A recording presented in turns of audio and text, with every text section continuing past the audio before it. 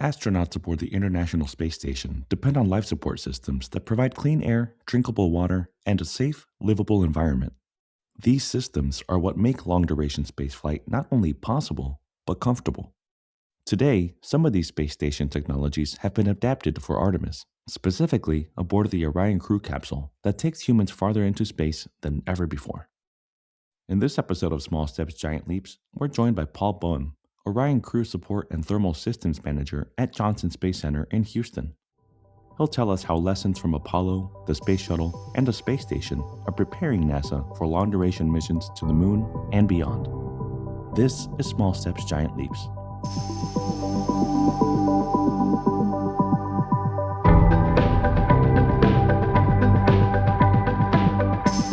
Welcome to Small Steps, Giant Leaps, the podcast from NASA's Academy of Program, Project, and Engineering Leadership, or APPLE.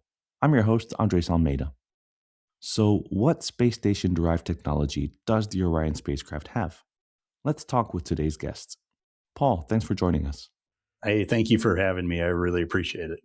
You've worked on several human spaceflight programs. What are you working on now? Yeah, I was what we call the functional area manager for the life support system, the suits, the crew systems, flight crew equipment, everything the crew uses on Orion every day in a mission. And so I pretty much managed that hardware. So almost 15 years. It's been a long time coming. And I was really excited when Artemis II finally flew. That was my big goal of my career, was to see the crew get back to the moon. So I'm almost there. How does Orion adapt to lessons from the International Space Station? I had the privilege of being a flight controller and my previous life working in the Mission Operations Directorate back then for many years as an EVA flight controller, working for all through the station assembly. But when I moved over into Orion, one of the things that we try to do is when we're developing new hardware, we want to take advantage, obviously, if there's things that we believe could be influenced by microgravity for the conditions that station would have, that we would try to use the station as a test bed for that type of hardware. And so we did have several pieces of hardware early on. We flew to ISS to be able to go ahead and use it as a test bed to develop hardware. Also, hardware that the space station had developed that we could then use and apply to Orion. We also looked at that as well. So we kind of did those parallel paths with new development hardware using ISS as a test bed, but also hardware that ISS had that we knew we could apply to Orion. Can you share examples of hardware now used aboard Orion? We had a couple items. Two of the most prominent ones are early on, we actually had a detailed test objective payload type experiment that we flew to ISS that was related to what we call phase change material. Essentially, it's a thermal system that uses a wax material that you melt to absorb heat in a thermal system. And then the wax can be frozen again. And that allows you to essentially have some supplemental heat rejection and absorption capability within the system. One of the things we didn't know at the time was exactly how the pressures and that build up in that wax as it freezes and thaws. You can imagine with water, obviously, everybody knows you put water in a bottle and freeze it, you can start blowing up bottles and breaking them. So we wanted to understand the wax situation. And so the experiment that we flew to ISS measured those pressures in the different segments of the wax module. We built a couple layers very close to what we were going to plan for Orion. And so we used that data to actually influence the design of the phase change module material units that we actually have on Orion today. Interesting. We had another experiment that was flown to ISS based on what we were looking at originally for our exploration missions. We call it a amine system. Basically, it's a chemical that absorbs CO2, and then you can actually regenerate it by exposing it either to heat or to vacuum. In our Orion case, we got plenty of vacuum, so we just expose it to our overboard vacuum and are able to remove the CO2 from the chemical, dump it overboard. And so we wanted to test that type of system. And so we did a lot of ground testing with it, but they also flew a payload experiment to ISS to actually demonstrate that on ISS. And it did actually run for many, many days on ISS, and they still used it for a while to actually supplement the CO2 removal system on ISS because it was working pretty well for doing that. And then on Artemis 2, we had great experience with those systems controlling CO2. So it did prove out itself on ISS and the ground testing that we did. And does it all function the same despite Orion having a significantly smaller volume than the space station? Yeah, the material and the basic design of the system is very similar. It really depends on number of crew members and their metabolic rates, and how much CO2 they're producing is really the driver. And then the volume is really controlled by your cabin airflow and how well you do with that ventilation system. How challenging is it to design around metabolic rates that vary from person to person? Yeah, that's a big challenge for the ecosystem. Usually, is you have all your standard hardware items like valves and fluids and liquids and things like that, and you can pretty easily design that. Then you throw in the human into it, and now you got a bit of variable because everybody is different. What about safety systems aboard Orion? I know the space station has fire extinguishers aboard. For Orion, are they any different? That was one of those devices that we saw on ISS, and we said, hey, we can maybe just go use that. And so the ISS had actually two different types of fire extinguishers. One of them is a water-based extinguisher. You tend to want to use that because you can't really use a standard like CO2 or gaseous halon type device because of the concerns with our small cabin and also affecting our ecosystem and things like that. So we basically went with a water-based system. We were going to use the ISS. We did start with that, but then we actually modified it for Orion because we needed a smaller version. We needed something that we can take up less mass and volume to do exploration missions out to the moon and back. You really have to pay attention to mass and volume. And so every piece of hardware that we look at, even if we were borrowing things from ISS, we went ahead and had to really look at it from a mass and volume perspective of what do we need for Orion specifically. So we did use a water-based fire extinguisher like they did, but we sized it down specifically for our contingencies for Orion. And in your work, every ounce counts. Definitely. I've worked shuttle, I've worked space station. Yes, mass obviously for launch is a big deal, but I will tell you, going into Orion and the lunar missions, and then researching a lot also about what the Apollo guys went through. I had the very lucky chance to talk with a gentleman named Jerry Goodman, who was the crew systems lead for Apollo.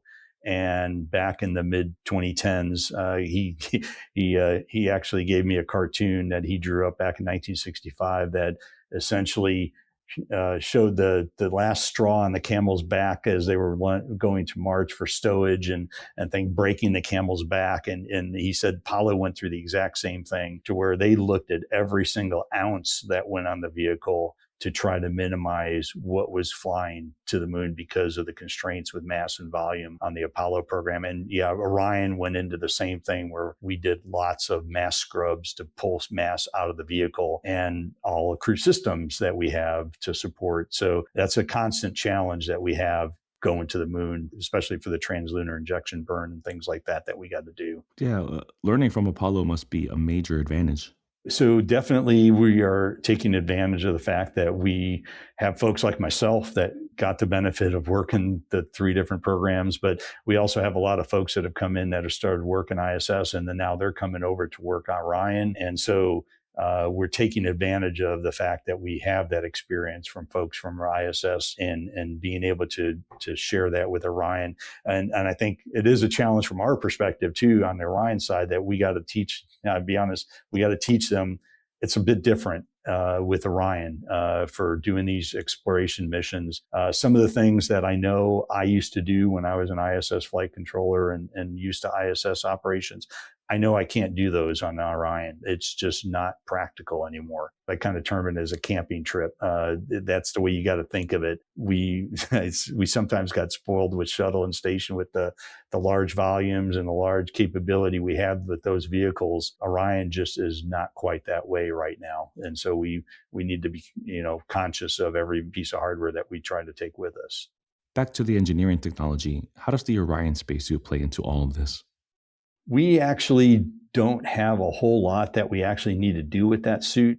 The space station suit, the EVA suits that you're used to seeing going out EVA, they have a hard upper torso, and you tend to be more restricted with what we see is the spine growth during missions. And so typically from your head to your feet, you get a bit taller. And so with the EMU that we have on space station, we used to put about an inch into that waist of that suit to account for that growth for crew so that their shoulders wouldn't get pushed into that hard upper torso by the legs, your feet being where they're at, and then your shoulders having to go up. With Orion, we have a soft suit. The whole suit is soft. And so you have a little more flexibility with that particular suit. And so we do size it for the crew members specifically.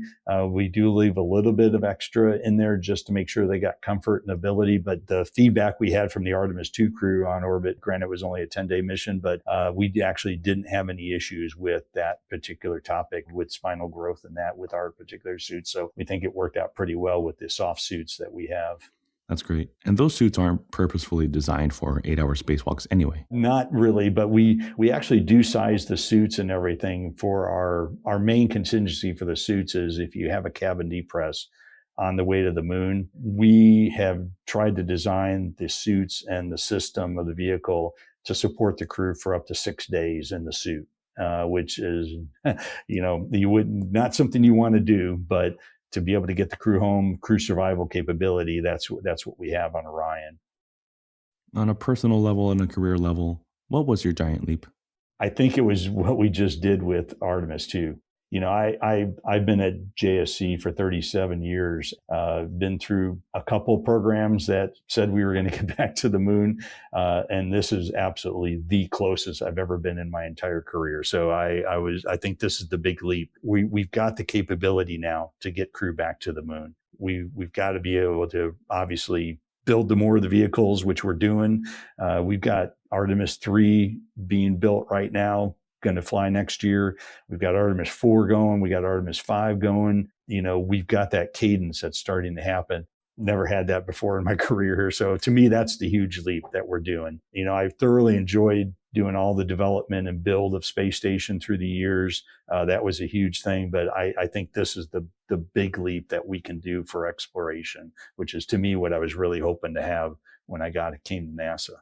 Excellent. And how did it feel having the public following every step of Artemis II? Like pretty much everybody got to see the inside of Orion.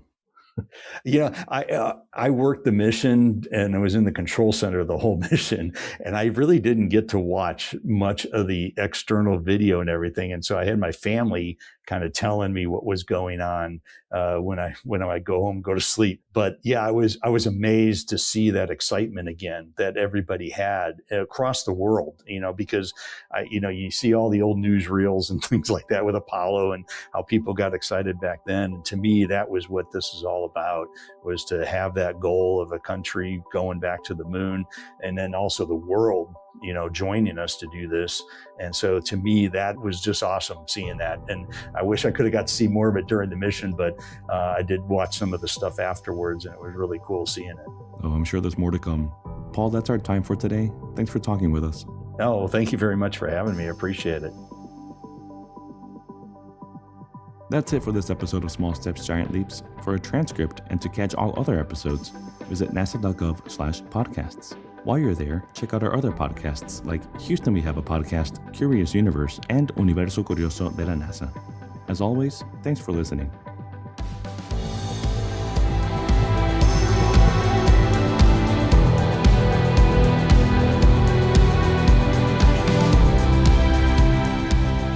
Three, two, one. This is an official NASA podcast.